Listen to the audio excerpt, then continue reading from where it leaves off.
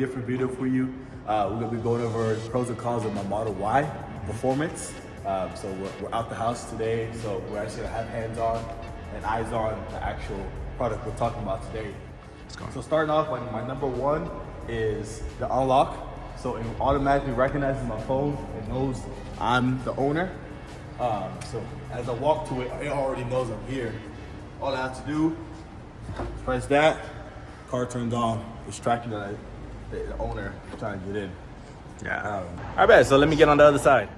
So my name is Jodabeni and I'm an electrical engineer. And I'm Taz, and I'm a software engineer. And today we're pretty much going to be checking out the Tesla Model Y. This model is... It's a 2022 Model Y Performance. Yeah, 2022 Model Y Performance. And if you were to... The model we're in right now is the one that's $80,000 pretty much.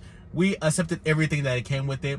We accepted the tow hinge, the automated driver, enhanced AutoPilot, and the full self-driving. And I'm also on the beta. So I personally don't like the beta, but we'll get into that. Yeah. And so yeah, we're gonna be checking out, telling you guys our experience with the vehicle. It's been in our possession for about a year now. He paid for it because he had bigger pockets than me at the time. So I've been enjoying it 100%.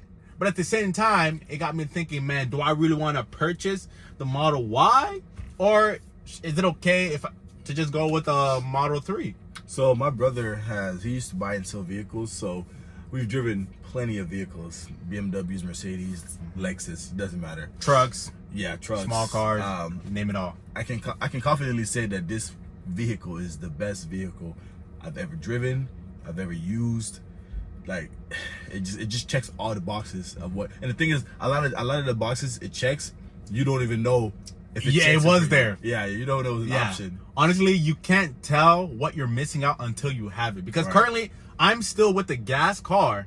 And personally, I don't want to put myself in the financial burden of buying a $80,000 car yet, because I still have some student loans. My goal is clean the rest of it that's left and then start fresh. And right now, with the interest rates being crazy high, I'm not trying to put that on my back right now. Yeah. So 2024 is going to be my year to get my Tesla. And honestly, I think this Model Y is the best car I've ever been inside. Like, even driving experience, when everything turns green, it's gone. Like, I don't have to wait for the gas to kick in.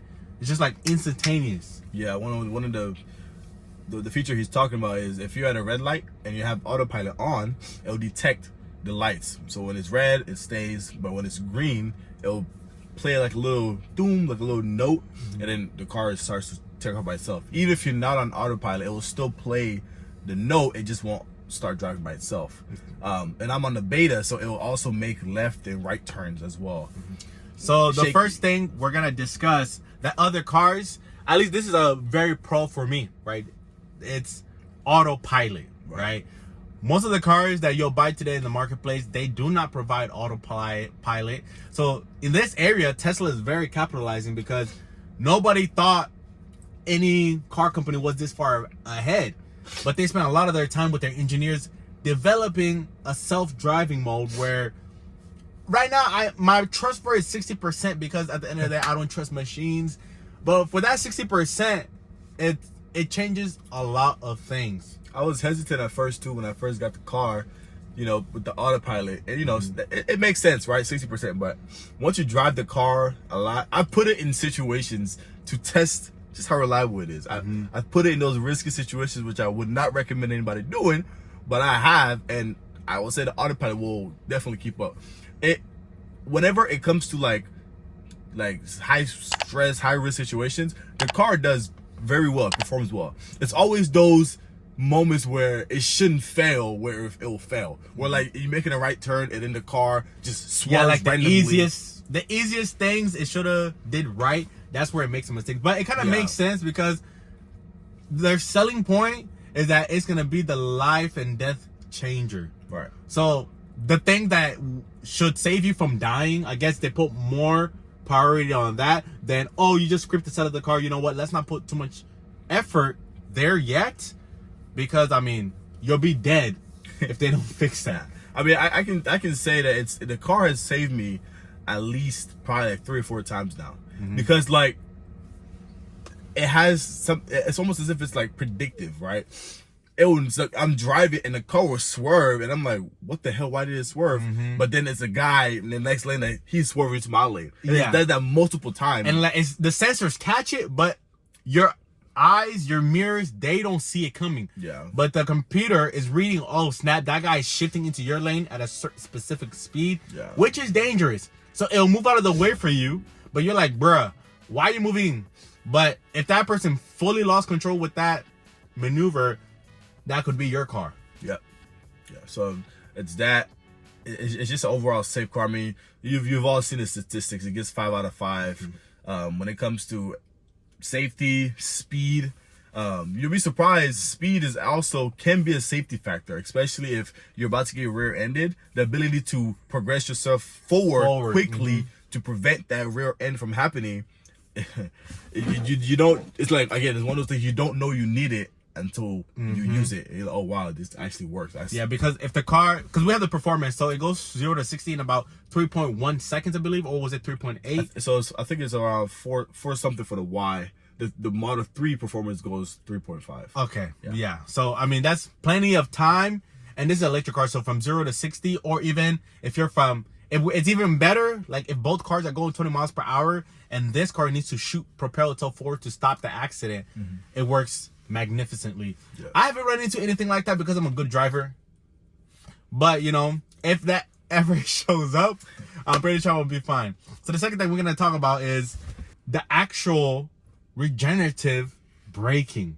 That was the coolest thing that I ever, because when I got the first time driving the Tesla and I took off my foot off the brake, the car started slowing down really fast. And at the time I was a little bit like, why does it slow down so hard?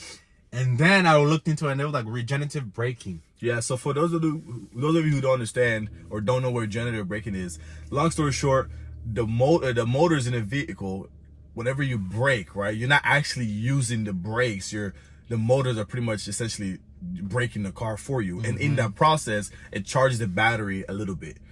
It's not enough to, go from 0 to 60 or 0 to full, but it over time, like there's a chart, everything over time, you'll see how much it saves you over time. Right? Little charge here, little charge there. Over a span of a year, it starts to add up. But the best part about it is you save your brakes, right? You'll know whenever you're braking, you can kind of feel when it's regenerative braking versus whenever it's switching to actual brakes. So if it's like your last minute braking, it'll start with the regenerative, but then you'll feel it because the brake pedal will go further down, and okay, the brakes are engaged now.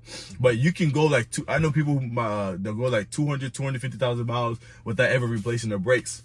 Yeah, just because they're not pressing it. Nope. Yeah, that's why like when you're buying the car, Tesla lets you know like, hey, the fact that you're even using our car, it'll save you a lot because you won't have to do oil changes. No maintenance. Like our apartment complex, we don't pay to charge our Tesla, right? Nope. You just plug it in, and when you wake up in the morning, it's complimentary with the apartment complex. Yeah. If you never have to travel far, literally you take out the gas fee, the $15 to fill up, all gone for the whole year. So maybe that's an extra $300 saved. So I mean, we're in March now, but it's already saved me around $2,000 in gas just by charging at home. Because my Audi, whenever I make one trip after like 200 miles, because I pay premium 91, and down here like $4 and 4.5. Obviously, our state is cheaper, Texas, than some people, but that's still a lot compared to the Tesla. So my thing is now that because Tesla uses regenerative braking, right? What do you think it's possible for them to use a charging system with the way the rotors are already turning? Because I've heard some people say it's like not as useful because it's a lot of lost energy. But what do you think if they incorporated, your wheels is already spinning, so it can be used as a generator? So, it's good in theory, right? But I think in practicality, there is just so much energy loss. One, in the momentum you're spinning, like the whatever it's touching, the wheel, it could be lost to heat. I think it's more complicated than what you might think about it to be, right? Because if it was easy, I'm sure we would have had it by now. So I think it's possible. I just don't think the energy that we would get from it would be worth it. It would be worth that upfront initial cost of development or whatever. I just don't think it's kind of like putting solar panels on a car. We can do it, but it just doesn't make any sense. It just doesn't produce enough energy. So would you say that it's not that it wouldn't be useful? Because obviously having another method to recharge the battery free of charge from a power source, it's better. It's just that the initial investment into getting it going isn't the final return. Well, I mean, think about it this way, right? So you have a battery, okay? The car, let's just imagine the car's a battery. Yeah. You step on the pedal, so you're using energy to move the car, okay? So now, for your idea to work, whenever you're moving the car, right? Let's say you exert, I don't know, 50 units of energy. The wheels spinning have to at least produce 50 units of energy in order to make it break even, right? But that's not gonna happen because it's easy to just press accelerator and use that upfront energy. What if just 10% to come back? I mean, even 10%. I mean, I don't know the percentage for regenerative braking, but yeah, because I don't even think 10%. Yeah, because if you're getting back 10% for your 100% use and your car goes 300 miles, 10% of that's an additional 30 miles, which isn't bad. Right. So your car now no longer goes 305, it goes 335 because of and depending on how fast you're going can change. Right, but also the faster you're going, the more energy you lose. Which means the faster you go, the more energy. Yeah, so they're probably gonna have to find an optimal way because I'm pretty sure what I'm saying right now, they've thought about it and they're just trying to make it. Maybe they already have guys working on it because solar panels are always there, spinning with wind. Right. Well, so that's when you start running into the point of diminishing return, right? Where you're spending a lot of resources, but you're getting very little back, right? It becomes not worth it. So it has to be somebody just doing it as their side hobby. Yeah, I'm sure somebody on YouTube. I mean, I saw a dude on YouTube hook up a solar panel to his vehicle, right? It worked. It's cool, but it's not practical, right? Yeah. We can't just walk around, drive around with a giant solar panel. So it's like these ideas, they can work, right? In theory, they can work, but they're right just now, not production ready. Okay, right now the market isn't there. No, yeah, just so once there's more metamaterials, because they're trying to use metamaterials to make high efficient solar panels. I think once we get to that point where, for you guys that don't know what metamaterial is, metamaterials are pretty much, they take things we have today and the materials they use, they change it where, right now, let's say solar panels take like what? 5% of the sunlight or 10%? I think it's like around 10%. 10% of the actual sunlight. A metamaterial will allow the solar panels to maybe absorb up to 20, 30, or whatever it may be, according to what design they build that atomic structure. Once we get there, then I think this glass we have over us, you're going to have the option to install solar panels because there's times where you don't leave the house all day. And like some people don't have the charging station at their house, so they can leave it charging all day. And when they get in their car tomorrow, they had 15 hours of sunlight. Their battery maybe went up 10 or 15% up. Still better than nothing. Yeah, I think once you get to like 20 to 30%, then it's worth it, right? Okay, yeah. Because 20% is a lot. Yeah, it's a lot. It's a lot. So 20, 30%. That's like 45 miles on here. Exactly. Yeah, that's a lot. Yeah, that's enough to get you to the next gas station. Right. Yeah, so that's if you run out of battery, you just sit there for a little bit, or if it's charging while you're driving. Yeah, exactly. Yeah, if it's doing that, I mean, 20% here, or 20% efficiency for the panels. I mean, it might get you like a few, maybe 10 miles every hour, but it's not bad. So going forward, Tesla, this car was $80,000, which isn't practical. They do have the less expensive vehicles, which the Model 3 base price is like $41,000 after the savings they say you're going to save. Yeah. Still, that's above middle class in the United States. Yeah. The average guy from 20 to 30 makes the average national income is $45,000 or $50,000. So they can't afford a Tesla Model 3. They won't.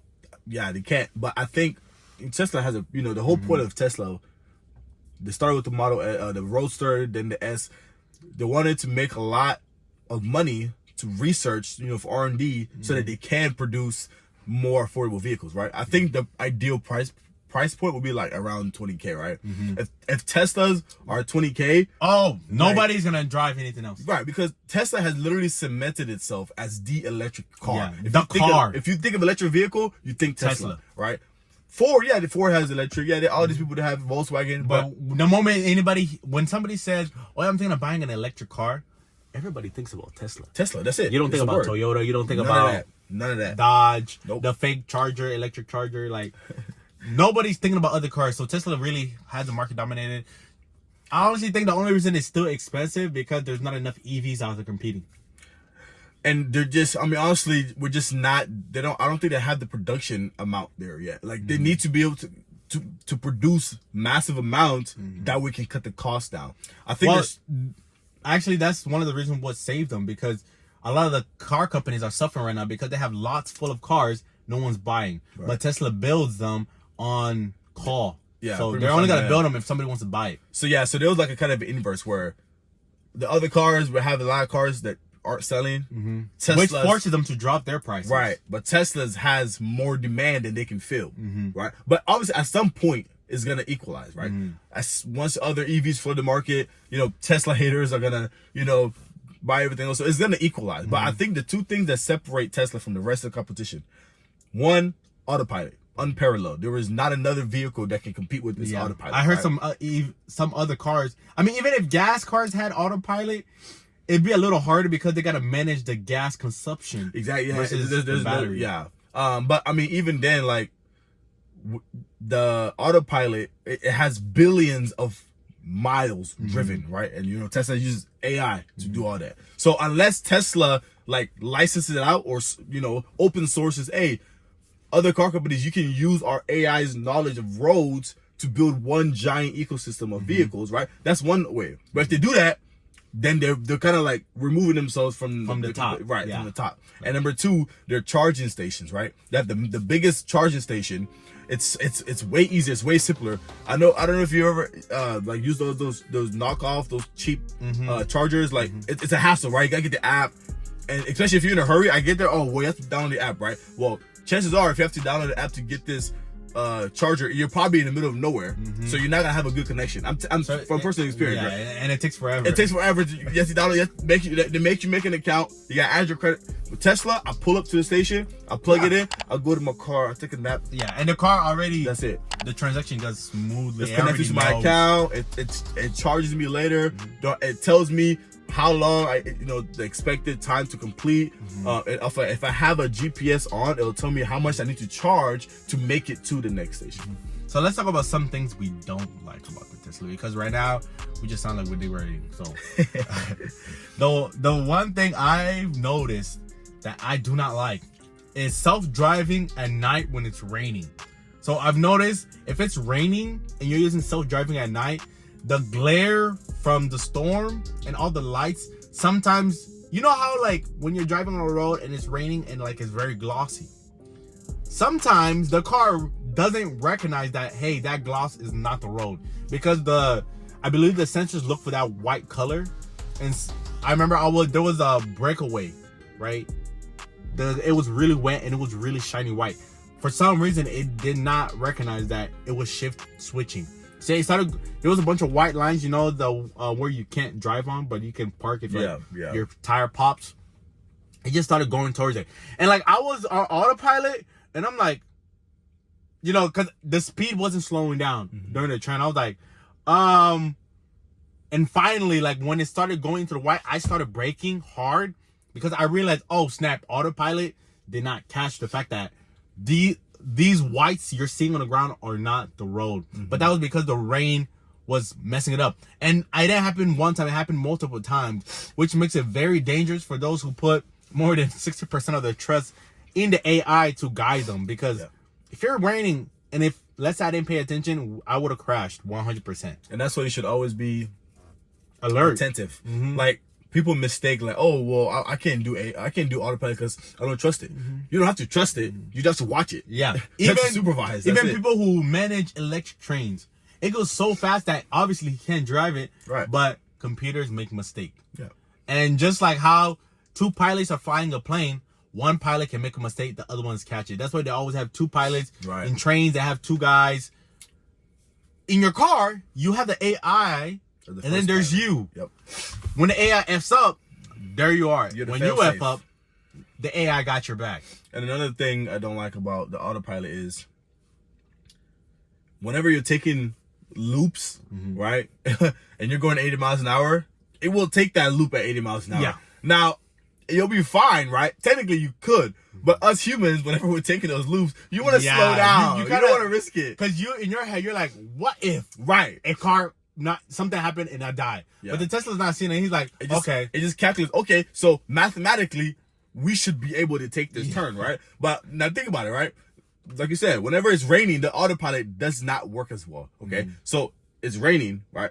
Computer's like, oh, I could take this, right? You're taking it, wheel slips, right? Yeah. You're out of there. Too easy. So, I mean, obviously, always watch it and make sure. But I just, those little things like the autopilot just, sometimes it acts too computer.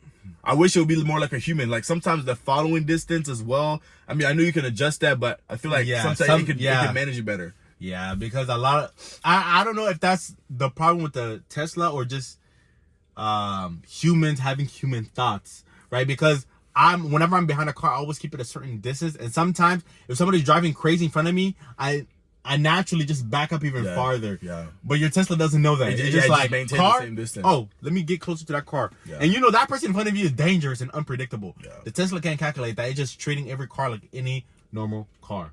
So whenever I'm making these like the cons, right, and the pros, I'm thinking like long term, because it's gonna get to the point where we're gonna be completely self-driving, right?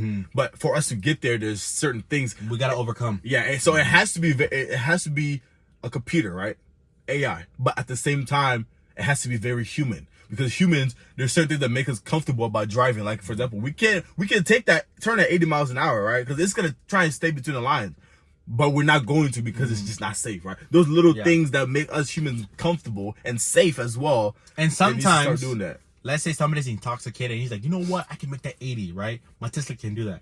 The Tesla should be able to give a warning flash that, hey, this isn't a 35 miles per hour turn and you're going 80. Yeah. It should at least flash you a warning like, hey, Right. it should naturally start slowing down. Yeah.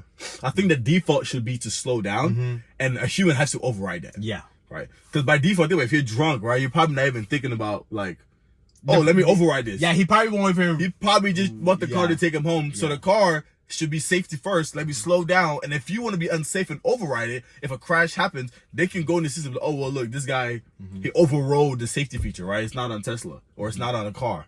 So, all right, so I have a question for you. Yeah. Knowing that this Model Y from 2022 is $80,000 with everything added into it, how are you managing to afford this? How are you paying for this? Like, what advice would you give to somebody else who's on the other side, who's interested, who maybe they don't make as much as you, right? Let's say you're making $100,000. How would you approach this? If I was making $100,000 a year, I wouldn't buy this car. I wouldn't buy this car. Okay. But the thing is, I'll say this, right? So there's two things. Me, I bought the car through USA, right? You know, I'm in the military, so I bought through USA. I would suggest you put down a bigger down payment than usual. Extend the loan for as long as possible, but pay the monthly payment as if you had a shorter loan. For example, right? You get the price for, okay, a 3-year loan, right? Let me just dummy numbers, right? Let's say I gotta pay $500 a month for a 3-year loan, okay? Extend that loan to the longest you can, 5 years, 6 years, whatever, right? And then, let's say the new monthly payment is like $300, right? Still pay the $500. Because what that is, the extra $200 you're paying down the principal. And you have a buffer, right? You're used to paying this $500. So if 1 month you come up short or whatever, well, you only have to pay $300, but you've been paying $500. So you've already lowered the end interest. Right, because you've been paying down the principal, right? And you've developed the discipline of being able to pay the $500 a month. Okay, so and that's number one. Number two, don't forget about insurance. Okay, like I said, I have USA insurance, but Teslas are also the safest vehicle. So I couldn't tell you how many discounts I get just for safety discounts, right? So how much do you pay for insurance for this car through USA? So 180. What? Yeah. My friend, he had insurance for like 5 years. He pays like $300, and why it was 180. Just because of all the safety features, and so that's what Tesla quoted me, and that's what also USA quoted me as well. They both quoted me that. But Tesla has a feature where it gauges your driving. So if you're a reckless driver, the premium goes up, and if you're a safer driver, wait, so it saves everything you're going through. Yeah. Isn't that so like invading your privacy? No, so you can use it. You can, if you use Tesla insurance, you have to use that. Okay. Yeah. So it can go as low as like, I think $100. It can go as high as however reckless you're driving. Right. We're not gonna talk about what my current premium is though, because it be going up and down sometimes. So how much do you pay a month for this car? So this car, we already know you pay $180 for the insurance. Right. Now, so my monthly payment is $1,125. How much down payment did you put for this vehicle? I think I put like $5,000. $5,000. Do you regret the decision? Do you wish you put more? You would have put more? I would have put more, but the reason I didn't put more is because it was a very complicated buying experience, right? Because it was just that's literally a whole nother video how complicated everything was. Right? Tell us. Well, so long story short, right? Make it short as possible. Yeah, long story short, I got the quote for the car, right? I tried to buy it through Tesla. For whatever reason, I couldn't do it, right? There had something wrong with their stuff, whatever. So then I went to USAA. So then USAA, when I got my loan through them, the interest rate was better than Tesla, but it was still kind of high for regular interest rate, right? So I was like, well, my thinking was, okay, cool, let me just get this loan. I'm going to refinance and then pay more, when I refinance. So they sent me the check. FedEx lost my check. They lost my check completely, right? So how much was the check they were sending? The full amount of the car. Yeah, the full amount.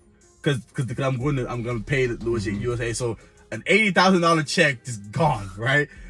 So I needed to pick my car up on Friday. I got the check was supposed to get here on Thursday, right? Because I wanted a 1 day buffer. I can just go and take it to them, right? So then I don't have the check. Friday comes, Tesla's like, hey, come pick up your car. Make sure you bring the check. I'm like, yeah, about that. So they said, well, listen, if you don't have it by tomorrow, Saturday, we can't hold the car for you. Yeah. So I'm like, damn. So then, because you waited how long? 6 months? No, I started the car buying process on Monday. The car was ready by Tuesday because they must have already had somebody who had my exact configuration. They didn't pick it up. Okay. Probably because FedEx lost their check too. But so then USAA, I said, hey, can y'all rush me a check, but send it to Tesla directly. Don't send it to me. Because I thought, okay, if they can send it to Tesla, Tesla can process it, whatever. So this, okay, cool. And then Tesla said, okay, if you pick it up Monday, I can try to, the dude was really helpful. He's like, look, if you say you can get it Monday, Saturday, as soon as the car would take it off you, I can give it back to you, right? Cool. So he removed me. I got all the email, oh, you've been removed, and he added me right back, which gave me like an extra like 3 days. Okay. Right. So then Monday, nothing, right? FedEx, I don't know why I use them again, but I called them. They said, oh, we looked around, we looked everywhere, could not find it. Cool, whatever. I don't care about that. The new check, what's the status? They didn't know. Had no idea, right? Tuesday, I get that alert. Tesla received my check. FedEx has no idea where the check's at, but Tesla got it. Okay. And that's all I cared about, right? And then 2 weeks later, after I picked up the car, FedEx said, hey, by the way, yeah, we found your check. You still need it? Yeah. So what did you do to that check? You just trashed it? I said I don't want to see it. Just throw it in the trash. They can't cash it anyways because it's already cashed. Well, yeah, it's in my name as well. Yeah. So, I mean, now that I know all this, my plan is, because my student loans are gonna be fully paid off by the end of the year. I have an Audi, so my Audi right now, if I sell it, I can get back like $15,000, and immediately I can take that 15 and drop it off. Hopefully by next year, the interest rates go down. Yeah. If they keep rising, I'm gonna hold on to my Audi for a little bit longer. Yeah. The only reason I want to get rid of my Audi is because it's from 2015. In 2 years, it's gonna be a 10-year-old car, and I'm almost to that. In about 50,000 miles, I'm gonna be at the 200,000 mark. Yeah. And I want to get rid of it where I can still have some valuable value back, so I can just use that as a down payment. Yeah. That's good. That's what I do. Especially so if you're not, obviously you should always invest, but for me personally, I don't want to have a high car payment. So that's why I would rather pay like a lot down. Yeah. Reduce the monthly payment. I don't want my car to be a burden. Exactly. I just wanted it to be an accessory. And God bless you. Thank you. Whew. Yeah, so let us know what you think about the Tesla. Do you think it's going to be the next big thing in this market? I think the Tesla is the number one thing that's on the road right now. I think it's the future. So yeah, let us know in the comment section below. I'm Jodabeni. I'm Taz. And we'll see you guys in the next podcast, episode 4.